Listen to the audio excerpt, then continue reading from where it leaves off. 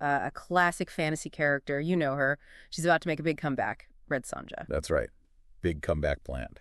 We've got, well, a really fascinating stack of sources here.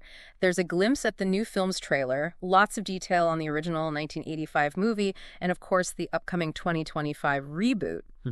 Our mission really is to unpack the history of this, well, iconic warrior woman, understand why her first big screen outing got such a, let's say, brutal reception. Yeah, brutal is one word for it. And explore how the new film aims to forge a hopefully very different path forward.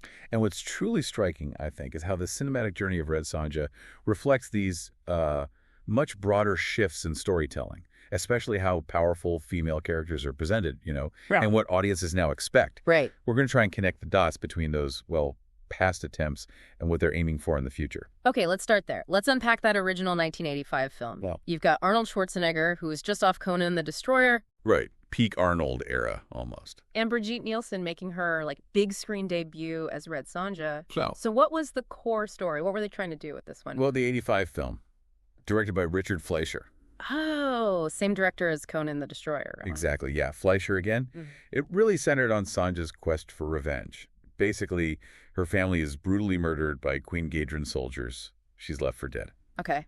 Standard revenge setup. Pretty much. Yeah. But then a mysterious female spirit appears, grants her incredible sword fighting skills. But there's a catch, a condition. Oh, what's that? She can never lie with a man unless he defeats her in fair combat. Ah, okay. That's specific. And then there's the central MacGuffin, right? The talisman. Every fantasy epic needs one. Definitely. The talisman here is this mystical, light-powered relic. It's supposedly created the world. Wow, okay. Big stakes. Huge. And crucially, it can only be touched by women. Men who try, they apparently just vanish. Poof. Handy, so Queen Gadrin steals it. Naturally, causes chaos. Yeah. And Sonja's dying sister, Varna, her last request is for Sonja to find it and send it into darkness before, it destroys everything. Got it. And then you have Lord Kalidor, played by Schwarzenegger. He sort of mysteriously follows Sonja around. Yeah, he kind of shadows her, helps her out eventually. Yeah. Well, it's a bit odd. But the production itself had some really interesting quirks, too. Oh, yeah. Like what?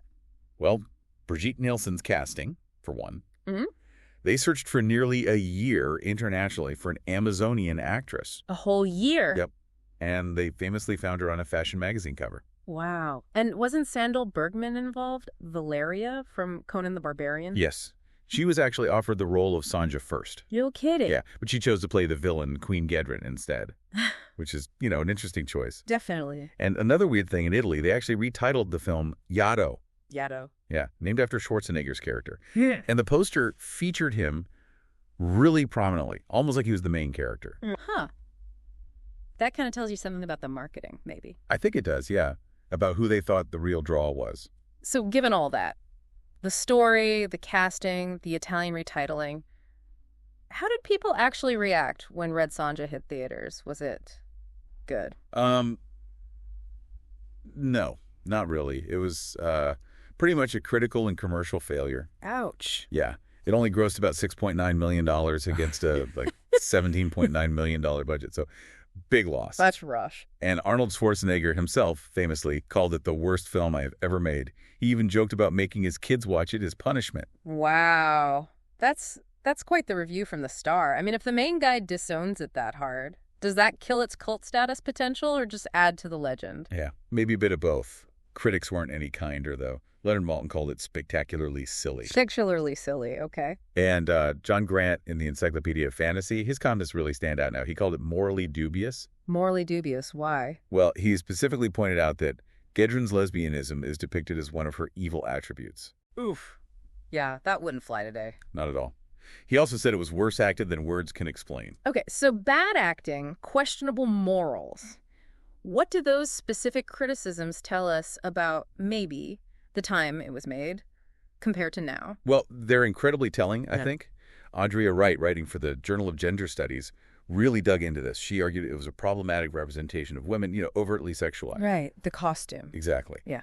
And also relying heavily on a male counterpart, Kalidor, despite Sonja being the supposed hero. That comment about Gedrin's lesbianism just screams 1980s mainstream attitudes, which, Well, thankfully, things have shifted. Yeah, definitely. It really points to that whole male gaze thing, doesn't it? How the camera, the story, everything seemed geared towards a specific audience. Absolutely. It was very much framed from that perspective. I mean, Brigitte Nielsen even won a Golden Raspberry Award for Worst New Star. Oh, a Razzie. Never good. Nope. Although Siskel and Ebert apparently found it unintentionally funny. They said the dialogue sounded like a Mad Magazine parody. Huh. Okay, maybe that's the kindest spin. Accidental comedy. Perhaps. It's something. Okay, so fast forward. Quite a leap. We're heading towards 2025, and Red Sonja is getting another shot. After that, less than stellar start. What's the plan this time? Who's involved? What's the new story? Right. So the new film is directed by M.J. Bassett, written by Tasha Huo, and Matilda Lutz is playing Red Sonja this time. Okay. New team. New Sonja.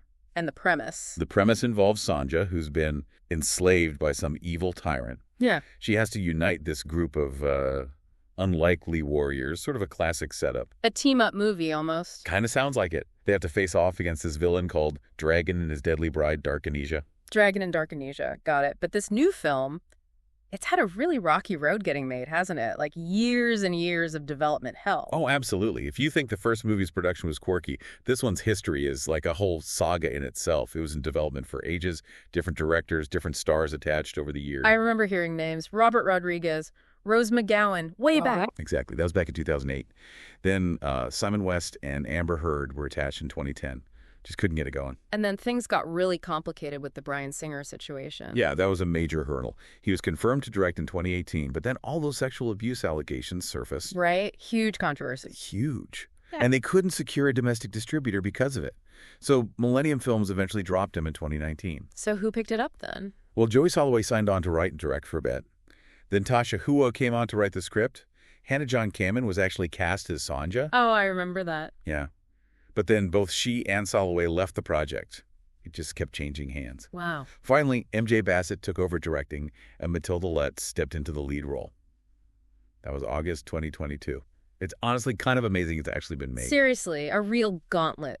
So, given all the criticism of the first film, especially around that male gaze and how Sonja was portrayed, what are they saying about the approach this time? Are they trying to consciously, fix those things? That seems to be the intention. Yeah, it's the core question, isn't it? Matilda Lutz herself has stated that the film will differ in tone from the, quote, male gaze of the comics. She said they're aiming for a completely different story. Okay, so leaning away from just being eye candy, more focus on her as a character. That's the implication. More focus on her internal journey, her agency, presumably. But, and this is the interesting part, she also confirmed that the character's trademark bikini will remain the main costume. Ah, the bikini. Right. So how does that square with moving away from the male gaze? Yeah. That costume is pretty iconic in that specific way. It's a fascinating tightrope walk, isn't it? Marketing has also shown Sonja in partial armor, so maybe it's not the only look. But keeping the bikini as the main costume, it raises questions. Can you truly evolve the character beyond those origins if you keep the most obvious visual symbol of them? Can it be recontextualized somehow, or is it just stuck? That's the debate, I think. They've also said this new adaptation is specifically based on the Dynamite Entertainment comics. Not the original Marvel ones. Right, Dynamite's run, which actually introduced its own complex continuity, even a concept where the original Marvel Sonja was sort of killed and replaced by Dynamite's reincarnation. Okay, so they're pulling from a specific, more recent source. That might signal the tone they're going for. It likely does, yeah. Leaning into that particular narrative rather than just remaking the 85 movie or the earliest comics. Interesting. Trying to navigate that line. Well, the trailer did debut at San Diego Comic-Con, celebrating the character's 50th anniversary. Big milestone. And it's set for theatrical release on August 15th, 2025, from Samuel Goldwyn Films, with a VOD release just 2 weeks later, apparently. Yeah, quick turnaround to streaming. So, okay. We've journeyed from the critical missteps and production weirdness of 1985, right, all the way to this ambitious, definitely tumultuous, and, highly anticipated rebirth of Red Sonja in 2025. It's clear this character, born from Robert E. Howard's work way back when, has had a really complicated, often pretty challenging journey to the screen. It really has, and it brings us right back to that crucial point. We live in a world now that's constantly reevaluating how female characters are portrayed. So can a character like Red Sonja, who's so rooted in that older sword and sorcery tradition, Can she successfully adapt? Adapt to contemporary sensibilities, yeah. While still holding on to the elements that, defined her, like that really iconic and controversial costume. Can it be both respectful of where she came from and progressive in its storytelling today? That's the million-dollar question, isn't it? It's such a fascinating challenge, and it makes you think, what does it actually take to bring a character like this back from the past?